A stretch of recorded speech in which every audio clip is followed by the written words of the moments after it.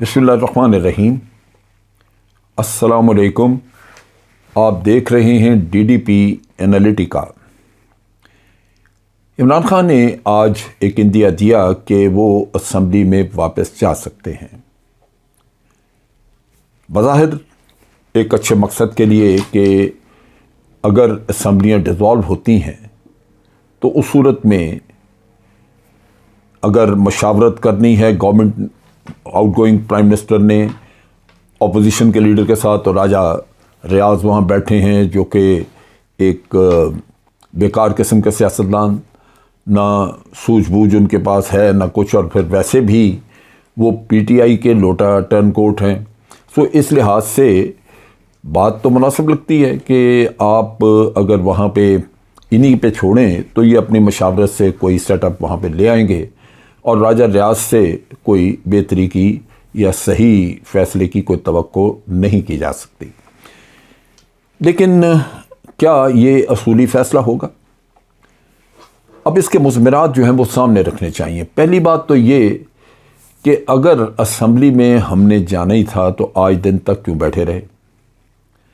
ये तो पहले दिन से हम कह रहे थे कि ये असम्बली जो है हम इसको तस्लीम नहीं करते, क्योंकि ये एक साजिश की बुनियाद पे नाजायज़ असम्बली बनी है।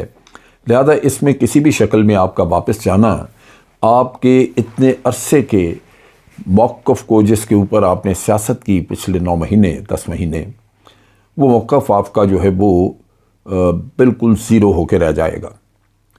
फिर ये एक नुक्ता है जो कि आपके जो मुखालफिन PDM वो इसके ऊपर आपको खूब रगे देगी। वो कहेंगे कि जी इन्होंने देखिए आज ये इन्होंने मान लिया कि असम्बली यही है, पहले ये हमारे साथ इस तरह का बिहेवियर इन्होंने रखा जिससे मुल्क में जितना भी इंतशार हुआ, जितनी पॉलिटिकल इंस्टेबिलिटी हुई वो PTI की वजह से हुई, क्योंकि ये तो असम्बली यही थी। हम तो पहले दिन से कह रहे थे कि ये असम्बली ये ठीक है। दूसरी बात ये है कि इससे PDM को तक़वियत मिलेगी। आपने देखा कि PDM जो है वो इस वक्त आपको वेलकम कर रही है। राना सनाउल्लाह का बयान है जिसमें उन्होंने कहा कि बिल्कुल हम वेलकम करते हैं आपको, लेकिन ऐसी कोई बात नहीं है कि हम आपसे मशावरत शुरू कर दें केयर टेकर की, वो अगस्त में जाके होगी। इसका मतलब ये है कि उनके नुक्ता निगाह से ये जाके इलेक्शन जो हैं ये अक्टूबर नवंबर में कहीं होंगे। सो आप सोचिए कि ये आपकी मूव किस हद तक आपको फ़ायदा पहुंचा सकती है। असल में जो प्रॉब्लम है यहाँ पे वो ये है कि आप लम्हा ब लम्हा आप एक चीज़ को देखते हैं और बड़े फौरी तौर पे फ़ैसले, क्योंकि आपने सिचुएशंस को पहले से विजुअलाइज़ नहीं किया होता। आपने सिचुएशन को पूरी तरह चला के एक एंड गेम तक आप लेके नहीं जाते कि आपके सारे रिएक्शन जो हैं वो आपको आपके पास मौजूद हों। आप इस तरह फ़ैसला साजी करते हैं जो कि यूँ लगता है कि उजलत में की गई है। एक सिचुएशन सामने आई अचानक और आपने कुछ फ़ैसला कर दिया, हालांकि लीडरशिप को बैठ के सर जोड़ के बैठना चाहिए और सारी सिचुएशन जो है वो पहले से सामने रखनी चाहिए। ये एक वॉर गेम होती है कि आप चलाते हैं एक चीज़ को कि अगर मैं ये एक्शन करूं तो इसका नतीजा ये निकलता है, चुनांचे हम क्या करेंगे। अगर ये एक्शन करें तो ये सूरत हाल आगे बदल के यूँ जा सकती है। PDM के पास क्या क्या ऑप्शन हैं, वो क्या कर सकते हैं। अगर ये सूरत हाल यूँ बन जाए तो फिर मुझे क्या करना हो। ये सारी जितनी पॉसिबिलिटीज़ हैं उनको सामने रख के पहले से वॉर गेम कर लेनी चाहिए, ताकि आपके पास हर वक्त एक सॉल्यूशन मौजूद हो। जो भी सिचुएशन निकले आप उसको हल कर सकें। अब यहाँ पे जो सूरत हाल है वो ये है कि पहली चीज़ तो ये कि इस वक्त हालात गैर मुवाफ़िक हैं PDM के लिए, और PDM में बददिली है। आपस में उनकी एक दूसरे की परफॉर्मेंस के ऊपर उनको एतराज़ात भी हैं। कहने को वो बाहर तो बयानात देते हैं कि हमने ये कर दिया वो कर दिया, लेकिन अवाम में जो इम्प्रेशन जा रहा है वो लाजमन वो मुख्तलिफ है इम्प्रेशन, और उस पर तमाम पार्टियां फ़िक्रमंद हैं कि ये मलबा हम कैसे उठाएंगे जो आज PDM की कारकर्दगी की वजह से जमा हो रहा है। सो पहली बात ये है कि ये जो आप अगर नो कॉन्फिडेंस का किस्सा होता है, चलता है, तो इसको बड़ा सोच समझ के पहले से तैयार करके आपको देखना चाहिए। ये ना हो कि आपको वो सूरत हाल पेश आए जो PMLN को पंजाब में आई है। ایک دفعہ آپ قدم اٹھا لیں نو کانفیڈنس کا، یہ ووٹ آف کانفیڈنس کا حکومت کے لیے، تو پھر وہ آپ کا کامیاب ہونا چاہیے، ورنہ آپ کو اسی طرح کا نقصان پہنچے گا جو آج پی ڈی ایم کو یا پی ایم ایل این کو پہنچا ہے۔ سو اس لیے اس میں یہ سوچ بچار کر لینی چاہیے۔ اور اس وقت کچھ الیکشن کمیشن کا بھی فیصلہ آیا ہے جس میں انہوں نے بعض لوگوں کی جو ممبرشپ وغیرہ ہے وہ انہوں نے وقتی طور پہ اس کو ہولڈ کیا ہے کہ وہ ووٹنگ وغیرہ میں حصہ نہیں لے سکتے کیونکہ انہوں نے گوشوارے جمع نہیں کرائے ہوئے۔ سو یہ اس طرح کی چیزیں ہیں جن سے فائدہ اٹھایا جا سکتا ہے۔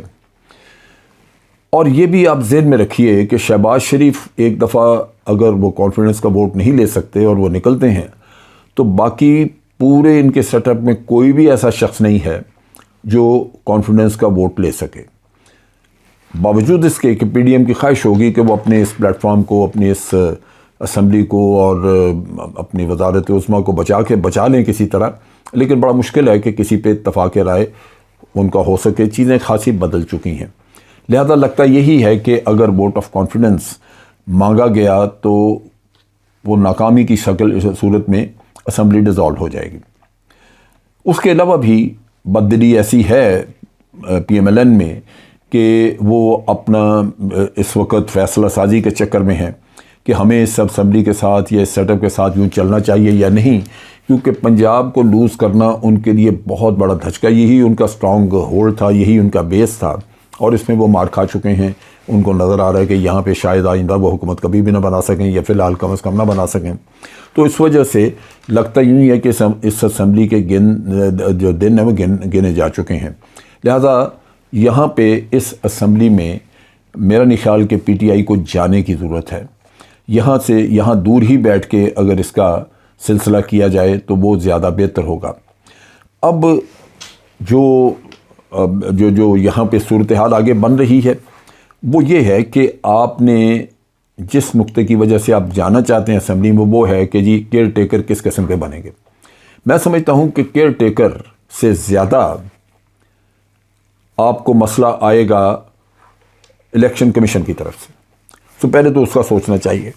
لیکن کیئر ٹیکر کے معاملے میں بھی آپ مطالبہ کر سکتے ہیں، آپ عدالت میں جا سکتے ہیں کہ جی کیئر ٹیکر گورنمنٹ جو ہے وہ ہماری مشاورت کے بغیر نہ بنے۔ کیوں کہ ٹھیک ہے ہم پارلیمنٹ سے باہر ضرور ہیں لیکن ہم ملک کی سب سے بڑی پولیٹیکل پارٹی ہیں، اور یہ بالکل جو بھی وہاں پہ اپوزیشن ہے راجہ ریاض اس سے بھی مشاورت کرتے ہیں تو کرتے رہیں، لیکن ان کو باقی پولیٹیکل پارٹی سے بھی مشورہ کرنا چاہیے، کیونکہ الیکشن تو کسی ایک نے نہیں، وہ تو ساری پولیٹیکل پارٹیز نے لڑنا ہے، تو سب کا اعتماد ہونا چاہیے۔ تو یہ وہ رستہ اختیار کیا جا سکتا ہے بجائے اس کے کہ آپ اسمبلی میں چلے جائیں۔